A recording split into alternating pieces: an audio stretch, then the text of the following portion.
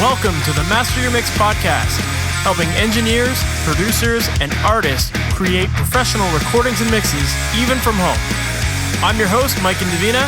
Let's get started.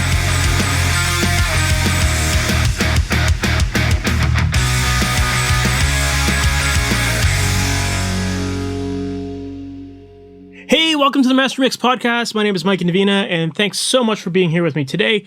Today, my guest is Sean O'Keefe. Now, if you're not familiar with Sean, Sean is a record producer, mixer, and engineer based out of Chicago.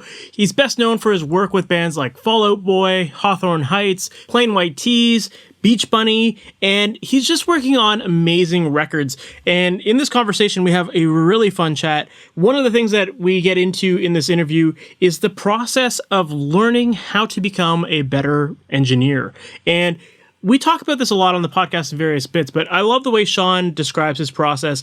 And inside, you're going to hear how he analyzes things and steps that he's taken to be able to identify how to get his mixes to sound the way he wants to. Because I know for a lot of people listening, you've probably tried to record your music and you've compared it against your favorite artists, and your songs just don't sound the same way. Maybe there's an element that's missing, or you don't have the right tones, or that kind of stuff. And inside of this interview with Sean, we get into his process behind getting his mixes and getting his productions to sound as good as what his vision is for these songs. So I think Sean does a great job of explaining that process there. We also get into some really cool conversation about the idea of what tracks sound like when they're isolated versus when they are actually heard in the context of the mix. And Sean gives us a lot of great insight as to what your tracks might actually sound like when you're soloing them, and how they'll sound actually quite different in the context of the mix. And he talks about the differences in different instruments. And I think this is a really important thing to note as well, because when you're chasing sounds, you often just hear things at surface level. But as you're going to hear in this interview, there's a lot more happening underneath the hood, and Sean gets into that as well. So yeah, there is a ton of great stuff inside of this interview. So let's not waste any time. Let's just jump right into it. This is my interview with Sean O'Keefe. Sean O'Keefe, thank you so much for being on the Master Mix podcast. How you doing, man? I'm good, man. How are you? I'm doing awesome. For people who might not know your story and how you got into this, can you give us a little background on who you are, what you do, how you got into production and mixing? Sure. Yeah. Well, let's see. I'm usually considered a record producer and a mixer and an engineer. That's pretty much all I do. And let's see. I probably like most people, I came up in bands. I kind of started playing guitar really early on, and then kind of quickly shifted over to drums when the drummer of my band left his drum set in our basement, and I went down and started playing those, and they seemed more fun to play at the time than guitar, and so I kind of put the guitar down and did drums, and I became the drummer of our band at some point. And so anyway, I played drums in a bunch of bands in high school and after high school too, and yeah, and I was that guy in the band who was interested in recording. I think I was fascinated with recordings in general. I've said this in some other kind of interviews, but I think the turning point for me was my older brother's car. When I got my license, and I would drive around in his car, and there was a cassette player, and I would put in like Bad Religion cassettes. I call them records, but and like Goldfinger, and a lot of these like kind of, this is like, I guess this is mid 90s bands like Avail and Operation Ivy, and The Descendants was probably one of my all-time favorite kind of bands at the time. And I basically just got obsessed with the sound of recordings, and I wanted to figure out what that meant, like how we could get our band basically to sound like that. And so it kind of just became an obsession that truthfully hasn't really stopped. To this day, it's pretty much the same. And yeah, and I kind of rode that out, and then there's a series of events obviously that took place from there to kind of to get to a place where I was making records, but it all started there. It was good. Awesome. Yeah, I love all those bands that you mentioned too. Like that's totally what I grew up with and what I love. And so yeah, it's awesome. Oh, seriously? Yeah. That's good stuff, right? It's all awesome stuff. Yeah. So it's interesting. I mean, you kind of said that you were listening to music as like a fan, and something in those songs just drew your attention, and you somehow got into the idea of recording. What was that transition like? What kind of things were you paying attention to? Because the average listener does not listen to recordings and think like, they don't even notice the differences in the recordings half the time, right? It's like they're just listening to the song. So when you were listening to these songs and thinking like, there's something different here, like what are they doing? Like, what was that process looking like? That's such a good question. Boy, it's hard to remember back exactly what was going through my brain, that long ago. But I think, let's see, I'm certain that the thing that I was most excited about was obviously the music. It was the energy of the music coming out of the speakers. And I just loved freaking turning it up and driving and listening to those records. It gave me such a rush. And then I think it was probably like, how do I get my band to sound like that? Like how can we do that? And so then it became a question of like, we got to record and what does that mean? And so I probably started getting interested in putting it together. And then when I started trying it, and I eventually was able to put it in my car or whatever and listen, and it sounding nothing remotely like what I was used to hearing. I probably assumed it was not super hard, to do, and had a huge reality check. And then I think that probably became the time that I started pondering or, thinking about how did the drums sound like that? Why don't my drums sound like that? Why doesn't my vocals sound like that?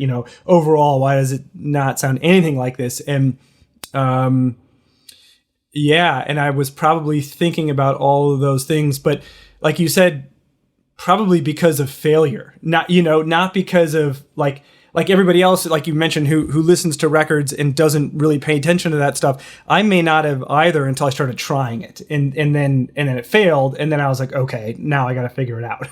Gotcha. Yeah, that's a really interesting point, and I think that there's a couple things to take from that, and one of which is the idea of just going for it and just doing it, and having that failure, and then asking yourself that question of what am I doing wrong? What might they have done versus what am I doing? Yeah. Oh, dude, totally. And honestly, that's the same as it is today. It's like I'll make a record and I'll go through a mix and I go and listen to it, and if something isn't working, it's like, fuck, why isn't that sounding the way I want it to sound? And the way I want it to sound is probably completely informed by all the things I'm used to hearing that I love. That's defined the sound in my head of what I'm going for. And so then it's the same effectively. It's like, get back to the studio and let's figure this out until it sounds the way you want it to sound. That hasn't ended in any way. I think it's probably out of the gate. It gets incrementally closer, hopefully, over time than it was when I was, 15 or whatever. But that's probably the only big difference, It's why it's still interesting to me, It's because it's a challenge, and I suppose if everything was super easy and you could just make it sound the way you wanted to, you would get bored with it, I would think. Yeah, it's funny because it's I think a lot of people go through the experience, a lot of engineers go through the experience of being in a band and going to a studio and maybe having a bad experience with someone, and then you're like, I could do it better. And it's what you said. It's we all think it's so easy because we just see somebody pressing a couple buttons and we're like, yeah, I could do that. I can click the mouse, And then once you actually do it, you start messing up and you're like, or it doesn't sound as good, and then you're like, oh, shit, there's more to this, And I also love what you said about just how it's still a process for you where you're chasing those sounds and you're learning. Because I was going to ask you, what did you notice you were doing wrong back in the day? If you could think back to those very first mistakes that you made, what were those things that? Oh, gee, I was doing everything wrong. I don't know. Well, I shouldn't say that. I'm sure I wasn't doing everything wrong because the intention was right. And the intention was to try and get it to work, but I'm sure the approach was, I guess, wrong. I hate saying even wrong, but like, just because a lot of times doing something wrong sounds really cool, and you can get really cool results from fucking something up. But I think it's probably more not knowing how to solve the problem. So like if your drums, for instance, I'm just going to make one up. I would assume this happened, but like, you play it back and the drums probably sounded like super flat to me. And so maybe my solution could have been that I had heard somebody talk about a compressor. And so I figured if I compress the crap out of the drums, they're not going to sound flat anymore. When over time I learned that no, it's about the balance of the microphones, and it's probably about a lot of EQ on the drums, that are like making them lively. And compression is part of it, but only compression is not going to solve that problem, or whatever it may be. And so I think it was probably just trying to have to like figure out what better solutions were. I kind of forgot your initial question, but no, that makes sense. My question was like, what did you discover you were doing wrong? And I think what you said there is right, where like we tend to, I feel like a lot of people when they're first starting, they tend to find one trick or a tip that someone says, and they're like, hey, that's just how all records are done, and like I'm going to do everything that way. And it's kind of like learning all the different ingredients that go into that recipe of like how to shape your kick drum to sound a certain way, or your snare, or your guitars, or your vocals. And there's lots of different elements depending on what you get. So you do have to learn those tools. You have to learn that workflow and the signal chain and all that stuff to get all of that stuff. And honestly, results, thinking back, I mean, look, there's so much. There's so, like you just described, there's so much in the process that you effectively have to do well to get it to speak. That when I was that young, to even have a concept of that many layers of the process was probably unreal. Like I probably didn't even understand even close to that, let alone like focusing on picking one and then improving on that. Cause there's so much you just don't understand, and there's just so much to the process, generally speaking. I think that when I listen to the records I love, it's probably a result of every step along, or most every step along the way was executed with so much intent and focus and hard work.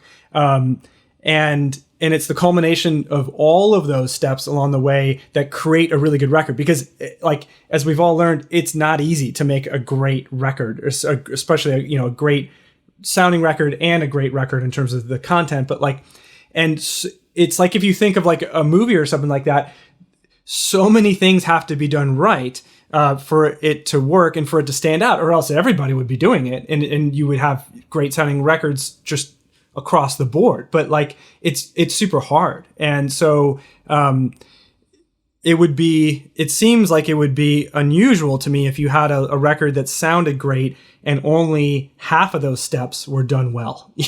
That seems probably like that's not going to happen. Yeah. And so it's more just starting to like uncover all of the things that are involved in terms of the steps.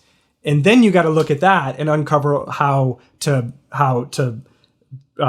better that step, which is a whole like kind of lesson in itself, right? And as you make more and more and more and more records, you start to see those, because you go, oh, okay, like this step, I didn't really focus on that step last time, but let's try it. And then when you're done, maybe you go, oh, wow, that made a difference. I'm hearing the difference. Or it could be like, yeah, last time we paid a lot of attention to this one thing and it actually kind of worked. So let's put that attention into this category. And it's like anything else. You just keep doing it and you keep kind of seeing the evolution of the outcome, Yeah.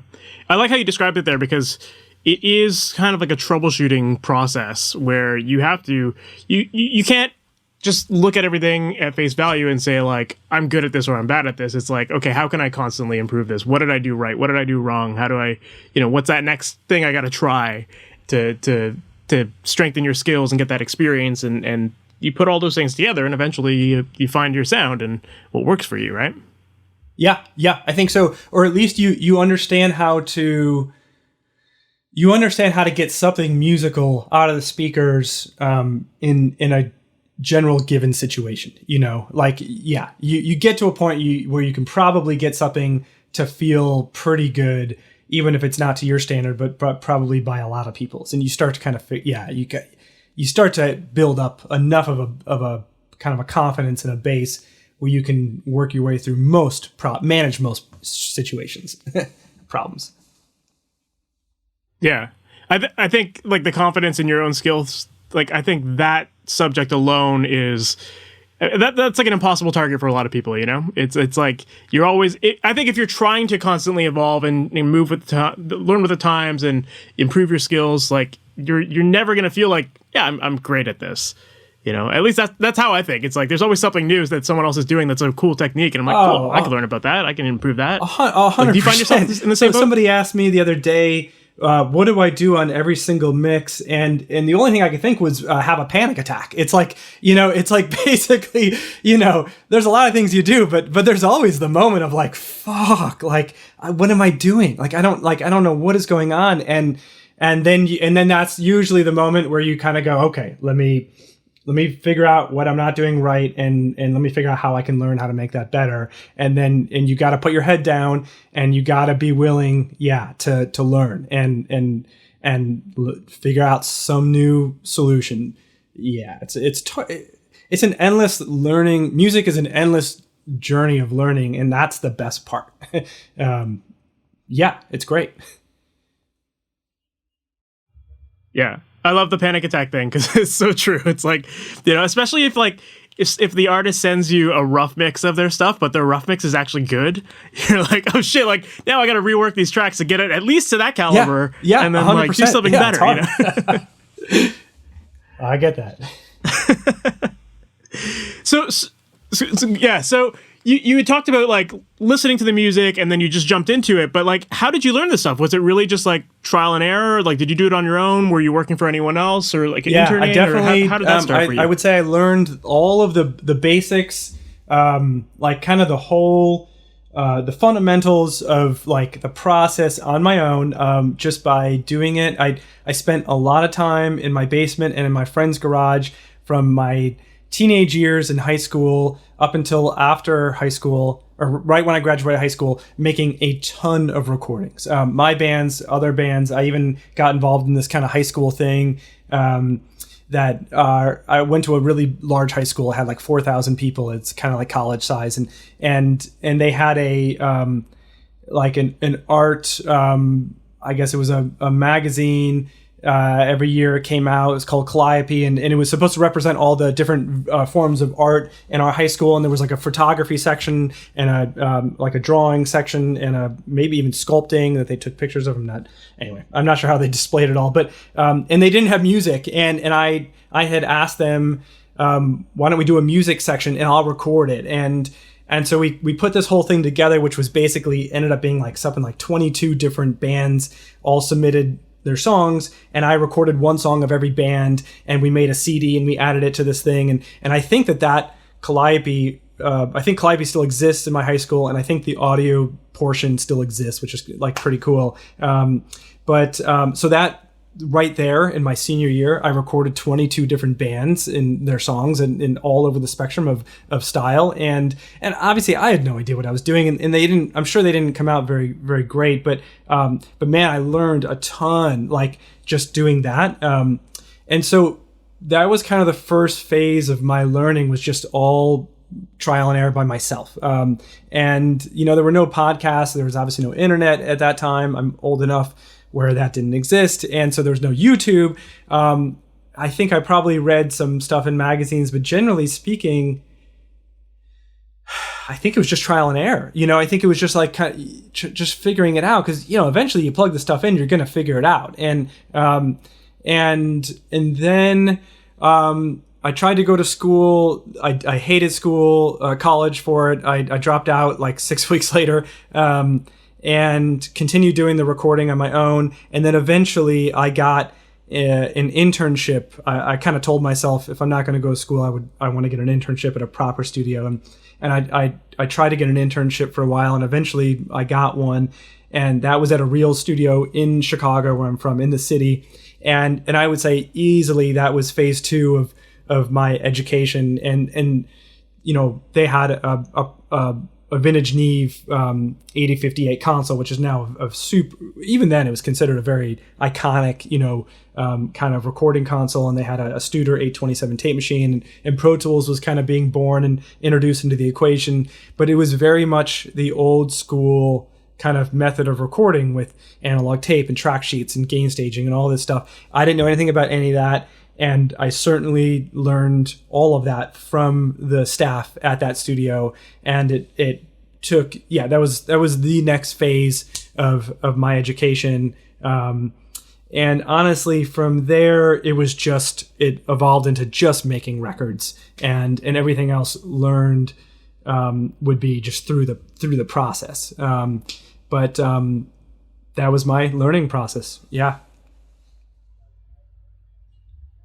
That's amazing. Yeah, and I think when you observe other engineers kind of in their element and seeing what they're doing, like you learn ways to like use the machines and use the gear in ways that you didn't think you could, and that just really opens your eyes up to a lot of things. I've talked about this on my podcast before, but I remember like the first time I was interning at a studio and I saw like the engineer just crank the shit out of a Neve preamp so it would distort super heavily for this guitar part we were recording. And I was like, I was always told we're not supposed to do that, and he's like, forget everything you ever learned in school. Like, we do things different here. So that's like, so cool, just do because what you need to. I had a very similar experience, and it was like they show you that kind of thing and you're like, great. And I remember I had a band that was like, kind of this is later on, but like a little later on, but a band that was like a real national touring act that I was working with, and they asked me how to distort something, or if we could distort it, and I was like, oh yeah, I saw one guy do it with a preamp, and I remember turning it up thinking they're gonna be like, that sucks, like I don't want that, and I was like, here we go, and I turned it up, and they were like, fuck yeah, turn it up more, and I was like, cool, and I did that more, and they're like, yes. And so often the band will give you confidence in doing things wrong, or outside of the box. And I would say, honestly, most of the time when I learn something, it's because I'll be willing to try something, and the band will react and say that's cool, and you go, okay, great. If they think it's great, then that's all that counts, because like they're the ones, it's their record. And so it's like, I would rather have, they probably like instill the most amount of confidence in me in terms of trying new ideas. But there was something else you also said that I can't remember, but 100%. It's, stuff is good. Yeah, you just have to kind of see what people are doing, and you try things and you find those happy accidents that work, and all of a sudden that's like a new thing that you can go back to whenever you need that situation again, right? Yeah, cool. I'd love to shift gears a little bit and talk about your productions. And I'd love to know, like, when you start working with an album or an artist, how involved do you like to get in producing an album, and what does that process look like to you? Because I feel like the term producer has so many different meanings these days. So what does that look like to you? Ideally, whatever the band and the record demands, So that can be. It can easily vary. It can vary for me. It's anywhere from demos that are not completed songs, or even just ideas, and getting in a rehearsal room with them and starting to connect the dots with those ideas and form them into full songs, and then carry through all the way, to the end of the process, obviously. And then the other side of that might be a band who comes to the table with songs that are effectively fully realized, and they're looking for somebody to get a good recording that captures the energy and the vibe of those songs, and as an opinion, as a trusted opinion to weigh in along the way when there's doubt or question. And then it can be anywhere in the middle, in between all that. I happen to, when I started doing this, I came from, I guess, a recording background in terms of that I understood the engineering part of it, even though I actually really came from a band background. I was in bands, a musician background.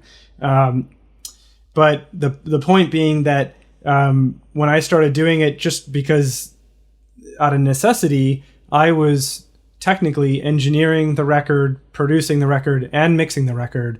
And that stuck with me. I've maybe only a couple of times been in a situation where I've had an engineer with me and have not, I guess, technically engineered the record. Even then, even then I probably was still involved in that. And maybe once where somebody else mixed the record, but just because I did all that stuff. So I guess the point of that is that that's also my involvement in making the record is assuming the engineering duties, the production, which is really the opinion part of it, and then the mixing, and those, that can be a juggling act, to do all those. Yeah, so I think it's really dependent on the band, because it would be, in my mind, it would be a mistake if you had a band who really had fully realized songs that you loved. I can think of a band once that I made a record and I loved their stuff and I didn't know really what else to change other than a few things. So for me to start inserting opinions of changing things for no other reason than just to do it would have been terrible. And I don't want it. That's not the goal at all. The goal is to make the best version of that record for that band that you can. And so you kind of have to assess the situation coming into it, and you have to ask a lot of questions too and see what they want, and then hopefully find a good collaboration for that particular project to get it to the finish line. Absolutely. So then, do you typically find yourself getting involved in the songwriting process, or is it kind of more of the, after the song has been written? I guess it depends on the artist, but yes and no. I've never written a song with a band. That's literally never, at least that I can think of. I don't think that's ever happened on a record. I don't feel comfortable doing that. It's not.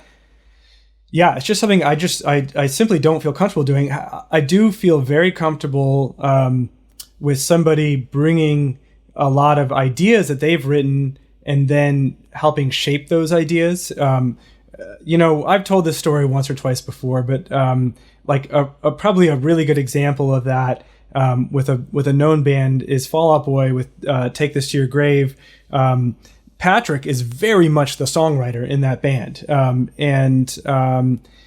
And other than the lyrics, Pete, I think, writes all the lyrics or almost all the lyrics. But in terms of the music and the melody, it's very much Patrick. And so when I first started doing stuff with them, he had some songs written and we recorded them, and they were basically the first set of songs we did, a few songs, were very realized, and we just kind of went through the motions of getting them down, and there was a lot of ideas along the way of how to better them, but the song was written.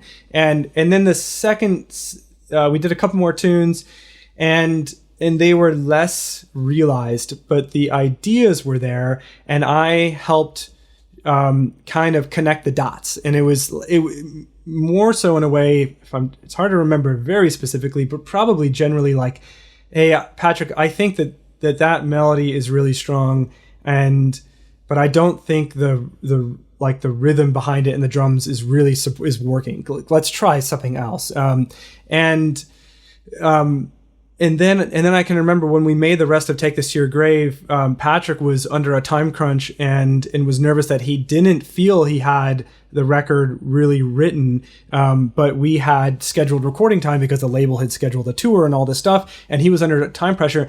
And so I said to him, knowing he must have something, and he's a really prolific writer, why don't you give me what you do have? And he came into my studio with an acoustic guitar, and I think it was something like 39 ideas, and they were, they were often really short. It might have just been a verse or a chorus, or a verse and a chorus. I don't know that any of them were longer than a minute. And I said, just give them all to me. I don't care.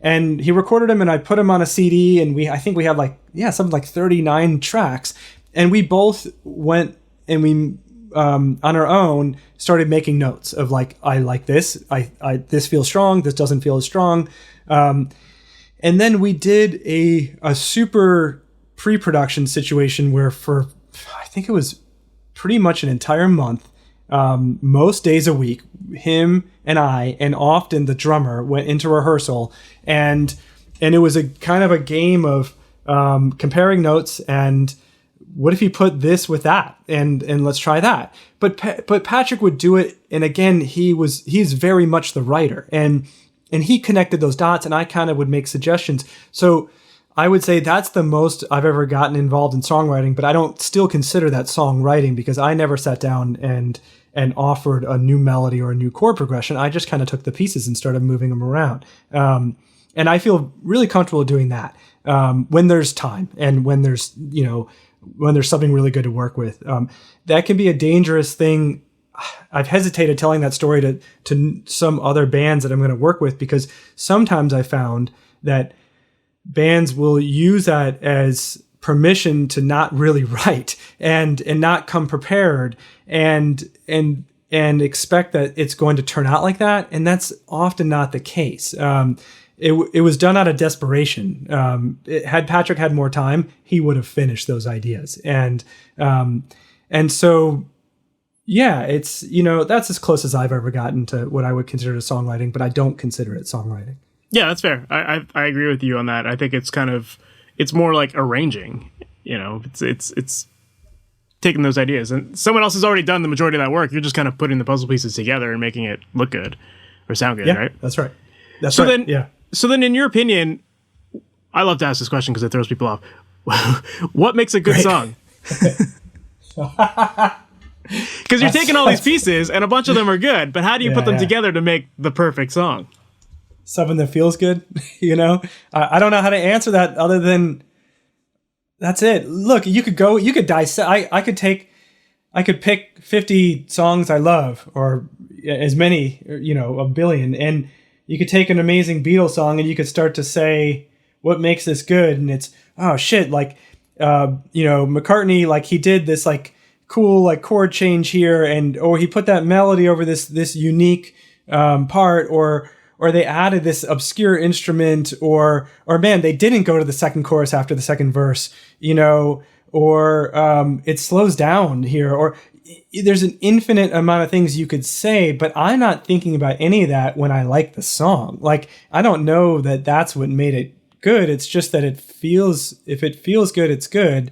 And then I don't know. It's a great question. I don't know how to answer that. It's just what you like. It's your taste, You have to trust your instinct. Yeah, you got to trust. If you're not trusting your own instinct and your own taste, at that point, you're probably just going to run into a lot of problems, because you're going to start guessing what a good song is and guessing what a good idea is, and by what barometer, if it's not your own taste, I don't know what you're left with at that point. You're just guessing. That sounds miserable. No, but you're right though. I think you listen to a song and you can very quickly decide, I like this or I don't like this. It's not really like, I'll tolerate this song. You have to make that decision of like, am I going to continue or am I going to just turn this off? Yeah. It's like, what makes a good, what's the difference? It's like if you eat something, if you have a meal from a restaurant or watch a movie, what makes you decide if you like it or not? If you like it, it's like, that's it. Like you're not going, well, does it have this did the chef use this one ingredient? Because if he did, then I don't like this, even though it tastes good to me right now. It's like, but if I learn later that he did this, I'm going to decide retroactively I don't like this. That's bullshit. Like, you like it or you don't, just you react, Yeah. So when it comes to those songs that you're not quite feeling, would you say that there's any commonalities or certain elements as part of them that make you not enjoy them? Yeah. Again, it's a similar reaction of I'm enjoying this, and all of a sudden I'm not enjoying it, and then I get that's when you have to. It's usually it's a good question. It's usually one of kind of, I guess, maybe two things, and but I'm thinking this out loud. If you hear something and it's not happening anymore, either it's obvious, like, you listen and you go, man, like, so I come from a drumming background. And so usually if I don't like the drums, it's very obvious to me. And I go, I hate that groove. I hate the way that feels. It just doesn't make any sense to me. And that's obvious. And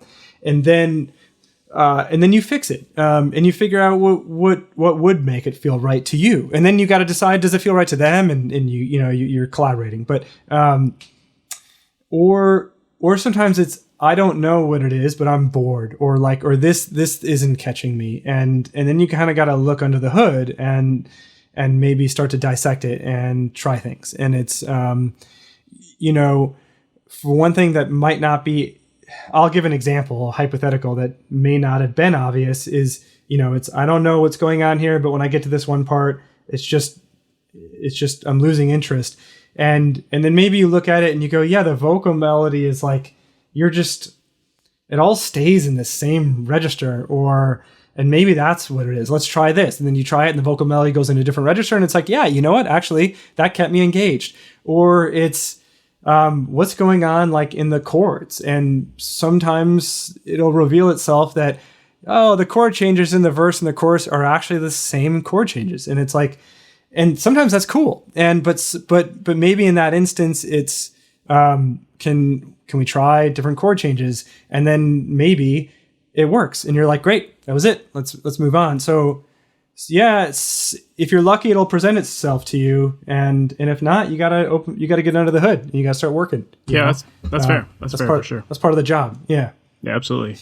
Yeah, I definitely agree with a lot of that. I think you've kind of had this like theme with a lot of your answers so far of just like kind of reevaluating, whether it's your audio skills and how you can improve upon those, or if it's the music. It's like you seem to have this very like an approach where you really do pay attention to those details, and you're considering like your alternatives there to see like, okay, how can I make this better? What's the next step? What's the next thing to try? It's cool. I think it all definitely comes together to ultimately shape the sound that you have on your records, which is very cool. One thing I think you do really well with your recordings, and this is probably a bit of a production technique, I think a little more than mixing, but I think you do electric guitars really, really well. And especially like distorted guitars. I've always found that when I listen to mixes, like anything that you've done with like Fall Out Boy or Motion City Soundtrack or Punchline, like when I listen to those songs, the guitars, they always sound like big, wide, but and they've got some drive to them. They're definitely like, they hit you hard, but they still sound very clear, very defined, and I feel like I can like hear the notes in them still. Like there's like, I can feel the attack in them. And I'm curious to know, like, what's your secret to getting guitars to have that size but still retain that definition? Yeah, I don't know. Honestly, I don't really know. I mean, I think that probably a lot of that has to do with the guitar player, to be honest, and the way that they just the control over the guitar and maybe the sound that we pick. I mean, with every band is different. Some bands rely on me to get their sound, and some bands have a sound and you just go, great, that sounds great to me, like, let me just record it. I think the wide thing is relatively simple in terms of what I do, because I just pan shit all the way left and right. It's like, I can't stand when things are panned not all the way out to the sides, because it just feels closed into me. It's like I've never really gotten that. A lot, like as I've like evolved, I've tried to use panning as like a dynamic arrangement tool in terms of like inverses, bring things in and then chorus having come out wider. But even then, I'm such a sucker for stuff left and right that I often will get rid of halfway pannings. I struggle with that, but like yeah. And then honestly, guitar, like the gain stuff, I feel like I can think of a lot of instances where that was a big goal, was just how gainy does it need to be to appear gainy, but still hear the notes. And a lot of times that's an illusion. It's like with a lot of tones, and I always say this to people trying to learn this stuff. It's like, if you were to listen to a record that you love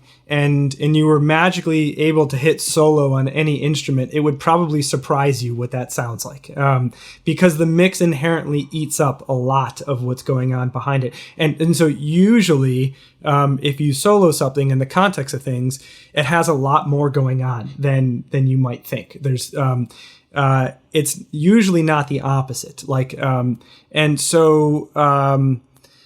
Yeah, and so I think with guitars, that's also a thing. Is you just gotta find what you want it to sound like in the end, and somehow reverse engineer that. And I don't know. It's just trial and error. I wish I knew it. I had a secret. Yeah. It's interesting because I totally agree with you that when you solo an instrument, it tends to sound totally different than it does in the context of the mix. And I especially feel that way with bass. Like I feel, at least with my recordings, like I love to distort the shit out of bass guitars, but then when you hear it in the mix, you don't really notice that distortion a lot of the time. And so I'm curious to know if it's a similar situation for you with guitars, where like when you solo your guitars, do you find that they tend to sound gainier, or are they a little more on the clean side? Yeah, you know what? It's so funny because the bass thing, 100%. That happens. That's my experience too. It's like the bass is way brighter and way more distorted when you solo it than you would ever think. And that's a thing. Just as a sidetrack kind of thing, or side note, that's a thing with bass players when you're tracking them. I think often in a studio, bass players are used to. The bass appears very like it has a lot of weight underneath the mix, and they expect to hear that when they're dialing up a sound. And if you give them a sound that's even remotely close to what it's going to be, it usually the response is, man, it's pretty bright. Where's all the low end? And so that's a balancing act. But guitars, it depends, man. It's like. On really gainy guitars, honestly, they probably appear less gainy when you solo them. And everything else kind of, when you put it all in, it makes them sound a little bit more gainy. But then like clean guitars and stuff like that, it's the opposite. Like clean guitars, when you solo them, they got more going on, like to get them to speak through that mix. Yeah, that's probably the best I can think. No, that's cool. Guitars. It's a really interesting observation because, yeah, there are these opposite sort of situations when you really solo the track. And I think that for people who are chasing tones, we tend to just kind of hear it at the face value of the mix and think like, oh, like that bass is just, that's all low end. And that's why I'm hearing it. And I think we also get this idea in our head that bass is supposed to be low end, and like bass equals low end. So I'm not going to touch the top end. And it's like, well, no, when you solo it, like that's what's actually happening. That's the secret to it, Yeah, to get something to speak through a mix means a lot usually. It's crazy. And that's another one with drums. I think that people, as you figure out more and more about drums, you often learn. Now, again, the context is everything here. So if we're talking about an aggressive mix versus a mellow thing, but if we're talking about an aggressive situation, drums, the amount of EQ and presence and additive stuff to drums is obscene, that often to make them sound normal to my ear at least. And Yeah, it's and in even the amount of space that exists behind the kit to make them appear dry is kind of amazing at times. Just because the guitars and the vocals and the space in the vocals eat up all the space, and the instruments start to live together and eat themselves up, and then they appear more dry, but if you solo them, they often sound more ambient than you might expect. I love that. That's a great. I love the way you're describing all this, because I think it really makes people. I think people listening to this are going to listen to their mixes and think like, okay, I'm going to try adding a little bit more ambience to this and see how it actually sounds in the context of the mix, versus thinking like, I just need it dry, so there's going to be no room sound. Because I think that's just the natural path that most people would go, right? They just think the obvious thing is to just get rid of all that room if I want dry drums. But yeah. A long time ago, when I was really trying to learn how to basically further my sounds, I took the painstaking time to go through a ton of records that I loved, that I was able to think of or find isolated moments where the drums played for 4 bars by themselves, or the bass played, or even the vocals or guitars, but particularly drums and bass actually. And if you think of records, you can find those spots. They exist, but it takes a lot of time. And then I went and I brought those into Pro Tools and I looped them, and then I made playlists, and I basically had a playlist of like effectively what would have been a moment of a drum stem from a record I loved, of like 20 different records of drum sounds. And I would have them in a Pro Tools session, and I would spit them out a separate set of outputs on my console thing. And so that if I was ever getting lost in a mix and I felt like my sounds just weren't there, I could basically put up a bunch of other sounds that I loved. And it wasn't about trying to chase one of those sounds in particular, but it was an overall situation of, okay, like I could A/B and go, oh my God, overall, these other 10 records have so much more ambience on the drums, or so much more top end, or so much less low end, or so much more mid range. Let me at least get out of the gutter and let me get in the ballpark, and then let me refine my sound. And I found it to be super helpful. It took a lot of time to do that. I mean, I'm glad I did it, but I think now you can just probably find stems online, I would assume, of tons of records. I wish I had that back then, but it was a good learning experience for me. That's such a cool approach, man. Like, because I've always told people, like, use reference tracks for sure. I think that helps you find your balance of like the top end versus low end and everything. But I love that you went that extra level of just breaking it down to the actual instruments and having those. That's a very cool approach. Yeah, I wish I could have, if I could have the kick and the snare soloed up, every individual mic soloed up process, I would. I just want to know, it's like, I want to know what's in that recipe, so I can better my own. That's very cool. I love that, man. That's a really cool approach. I'm definitely gonna have to do that. And it's a great exercise just to like improve your critical listening skills too. Because again, like, going back to what I said early on, like so many people just listen to music as a fan and they don't really get into the nitty gritty of like what's actually happening on those individual tracks. So to find those little clips, it definitely makes a lot of sense. That's awesome. It's pretty cool. You'll learn. At least what I found was that when you take a sound for what it is and you're listening, and then you just assume, oh, okay, it's kind of ambient, it's kind of compressed or whatever, and then you try and do it, and you're really A/Bing with the actual sound. You quickly realize, holy shit, like they're going a lot, many more steps, and this has a lot more whatever top end, or the kick is a lot louder in the blend than I thought, or the overheads are, and it's eye opening. So yeah, it's cool. Yeah, absolutely, that's very cool.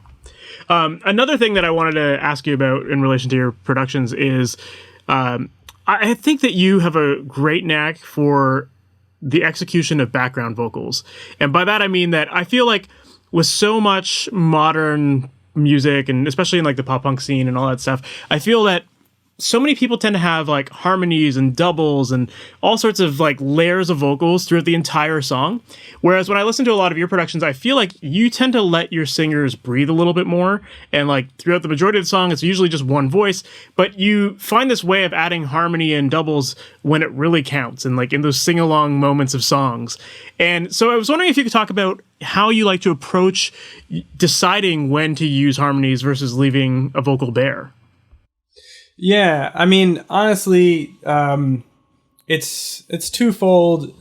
Half of that is always going to be the artist. Whatever they want. And if they have a really concrete idea, then that's it. Then that's the idea. Unless it seems like it's still causing an issue or something. But and then I would say the other half is I think I inherently kind of subscribe to the Rick Rubin approach in terms of the minimalist part of record making, in that I would rather have the least amount of things possible to get the satisfaction, to get to satisfaction. Like the satisfactory feeling of the emotion out of that song or the feeling out of that song. I want to do that with the least amount of stuff, if for no other reason, just because it's like I don't want to waste time just doing other crap. But but not even. It's I've always it's always been a goal of mine to have less faders involved in a production and get the most out of those. I think that's probably just a challenge, like a personal challenge. It's hard to do that. And I don't always do that. I often end up with tons of stuff, but and then part of it may be that when I learned recording, I was on 24 track. Well, I started on, 4 track and then 8 track, but when I was really making my first records, like Fall Out Boy and stuff like that, that was largely made to 2-inch 24 track tape. So we only had so many tracks available. And so you had to kind of pick and choose your spots and like what was going to be there and what was important. And hopefully that rubbed off and stuck with me to this day. But that's what I want. It's like, my goal in life in production life is to have 24 or 32 faders and pull it up. And that's the track, it's like, and that can mean bouncing things and that kind of stuff. But like, I just don't want a mess. I hate that. I just don't want that in anything in my life. I don't want that. It's like, I like simplicity. And so that's probably inherently my approach. That's cool. I like that. I think it also, going back to that guitar question, when I was asking you about getting wider sounding guitars, you said that you like to pan things all the way left or all the way right.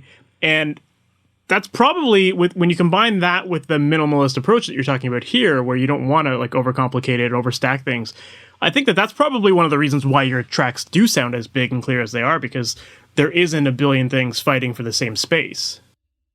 My favorite records that sound huge to me, I believe, are often like that. They have less. It's more about like what each element has more of an important identity in the song. And so I'm certainly striving to do that. I like that. That sounds good to me. Mm-hmm. Yeah, and I think these days it's just so easy to overcomplicate it or to add more because we have infinite tracks. Especially when people are doing their own pre-production, it's like, oh, what if I had this like these 5 synths here and there, like spread these left and right and have these effects going on, and then it's like, yeah, maybe that some of that sometimes adds to the song or to the vibe of it, but like, is it killing the clarity and definition of everything or not? Yeah, it's like eventually it's like anything else. You put every ingredient in there, and it kind of tastes like nothing. It's like, but I get it, man. It's a struggle for me too. I have to be very conscious of it, and it's easy for me to want to add everything and the kitchen sink for it to turn into nothing. And you just got to be diligent about trying to have some personality in there. Absolutely. I'm curious to know, when it comes to mixing, what's your normal mindset when you go into a mix? Like, where do you typically start? How do you start? Do you always have like the same process that you follow? Well, we said earlier, the panic thing. That's panic first. Is not my. Yeah, panic first. Panic happens somewhere down the road in mixing, and usually it starts out with like probably too much confidence. And then that eventually gets crushed. But I love it. This is real talk here. It's good. Yeah. Okay, mindset. Honestly, my mindset is a few different things. One, one ultimately is hopefully I've had a conversation. Let's assume I'm mixing for somebody else, which a lot of the times is the case. And in that situation, I've ideally had a conversation with the artist or the band and found out what they're looking for. And so I learned this from another producer I admire, mixer, and I often use it, which, let's see if I can remember exactly. It doesn't matter exactly how I said it. The question that I'll ask a band is, let's say they give me rough mixes. It's on a scale of 1 to 10, 1 being I stay super close to your rough mix and basically just make it sound a little bit better, or 10, I'm like reinventing your song through mixing. What are you expecting? And I find that to be really helpful because for all the obvious reasons. Sometimes you get people who expected 1, but you're thinking 10, or the vice versa. It kind of gives you an idea of where their head is at. And so that helps me when going into it. It's like, okay, is this experimental mixing, or is this like, let's just improve and let's keep to the rough. And so that I would say it starts there. And then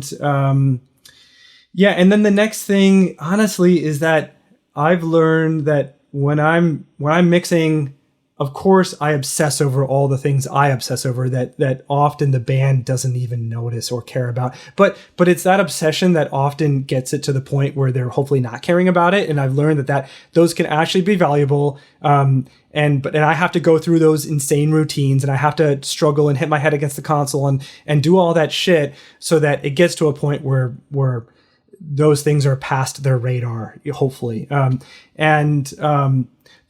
having said that, what happens is when you get through that and you submit a mix, inevitably what usually happens is an artist will come back with some really good feedback and things that I wasn't even thinking about, and it immediately resets your focus of overall. They're listening to the song and overall, and that's so important. And so I try and remind myself,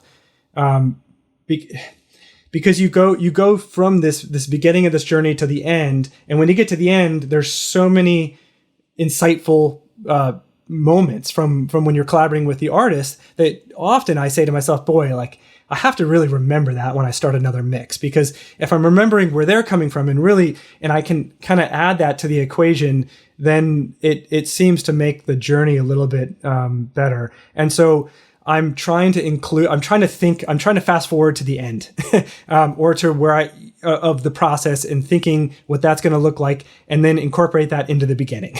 I think that's awesome. The way you asked that question of like the scale of 1 to 10. I think that's such a great question to ask, because everything you're going to do, whether it's even in the recording process and just the production and writing, it's like you have to have that gauge of what the vision for the song's going to be and what it should sound like in the end.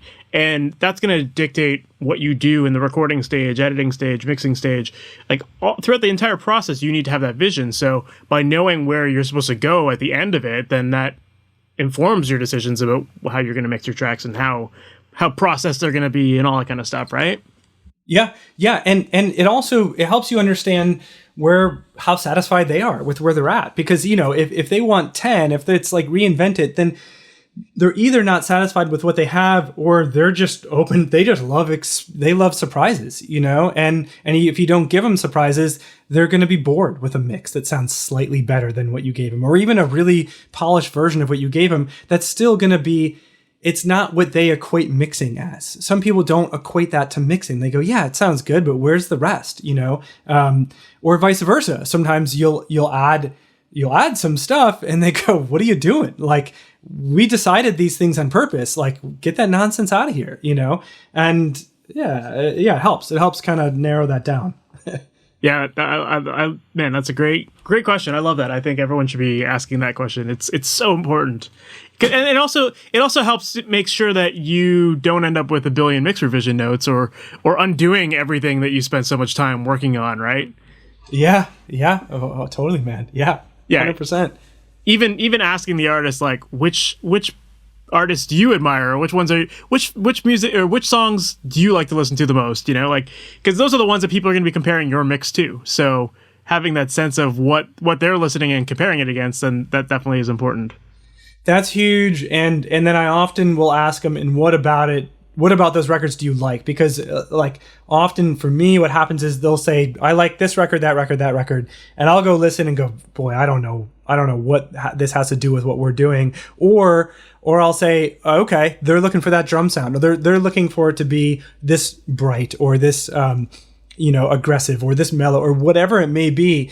And I'll interpret that and I'll do that. And then they'll go, this doesn't have anything to do with what we were showing you. And it turns out they liked the song, or they like something totally different about the sonic landscape of that record, or they like just like the snare drum sound, and the rest they could care less about. And so, yeah, it's important to try and figure out what it is. For me, it's been important to figure out what they like about certain records, and then you can kind of keep that in the back of your mind and move forward and do your thing, and it's helpful to know. It's like, okay, this is a barometer of one part that they're into. Yeah, absolutely. Because I also think that we tend to listen as engineers. We listen to songs and find what we are attracted to in those songs. It's like, oh, cool snare tone. Like, I guess that's the cool part of this song. Like, let's just do that, right?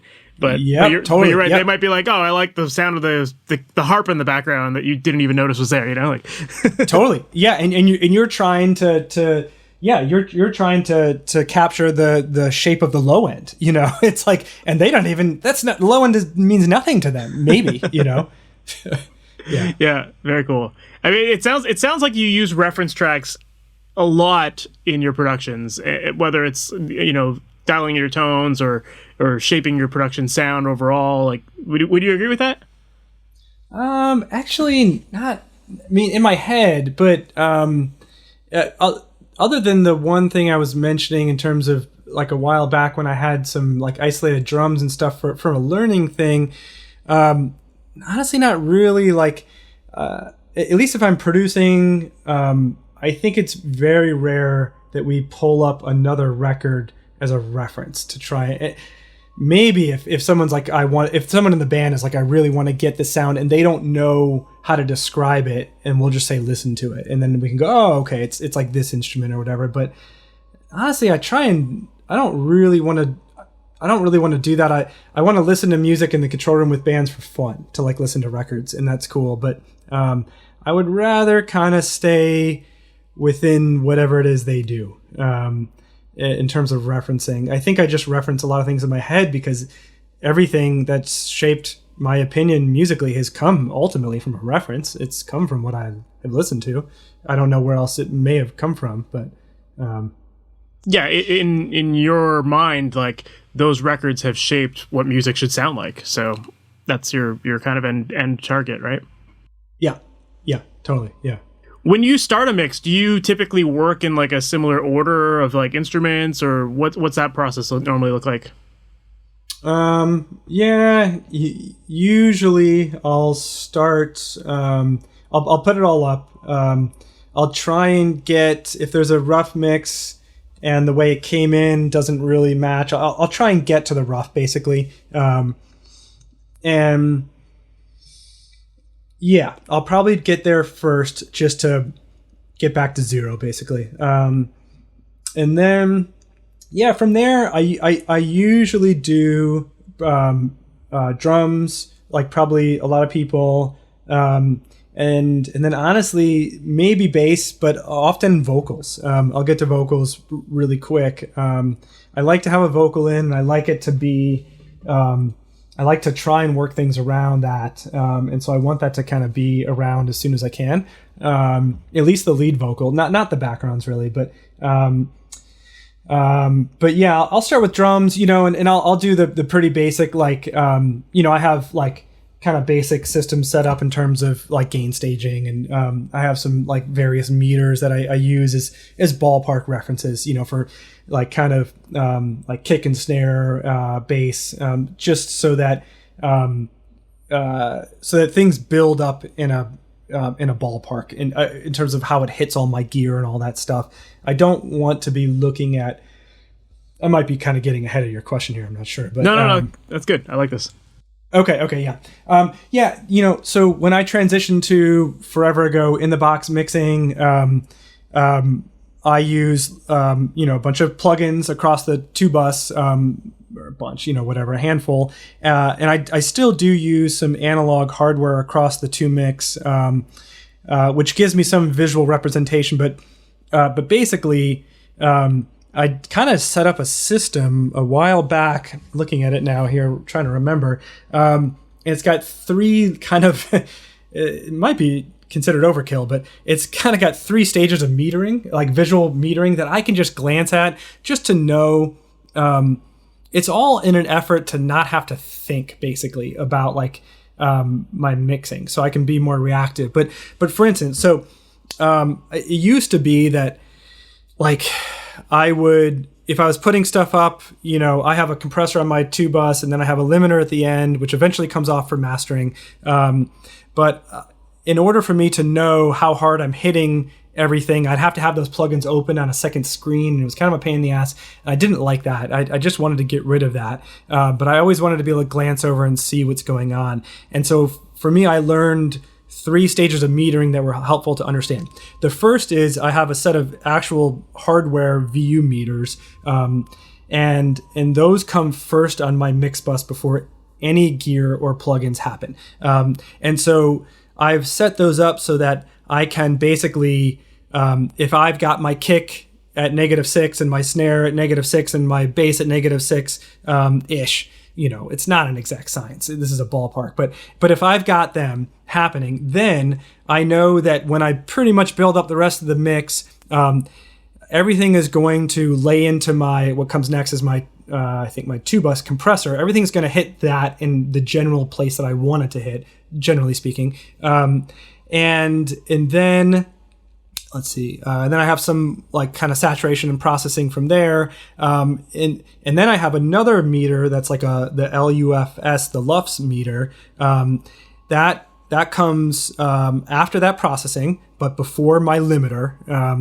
And that meter tells me what's going to mastering, because that final limiter is going to get removed for mastering. And so I can glance over, and I have what my mastering engineers usually ask for in terms of a basic headroom. And so I can glance over and keep an eye on that, and it's kind of telling me, okay, after my two bus processing, am I still in a healthy place for mastering? And then I have a limiter, which is what's going out to the artist and the label or whoever in management. Simply for playback, that limiter again gets removed, but it's there. And then I have another LUFS meter that tells me what's happening after that, the very end. So what my limiter is, and so then I know not only what am I sending out to people, how crushed am I, but it also links to my monitor controller. It's like a digital output. So if I switch over to Spotify or a reference mix or anything, it will follow, and so it will tell me what anybody is measuring at. So I can quickly kind of go, here's their reference. Their reference is -8. And my mix is -9. So actually I've got a little room. I can push mine a little harder because whatever they're listening to is crushed a little bit more. So if I need to get some more volume, but if I'm at -12, then it's I should really push harder because this is going to look, it's not going to feel loud enough to them. Or if I'm at -5, it's Jesus, I'm killing something along the way. And so those three meters, basically, again, they kind of just quickly tell me where I'm at coming into my two bus, what's going to hit mastering, what's going out to the artist. And then I can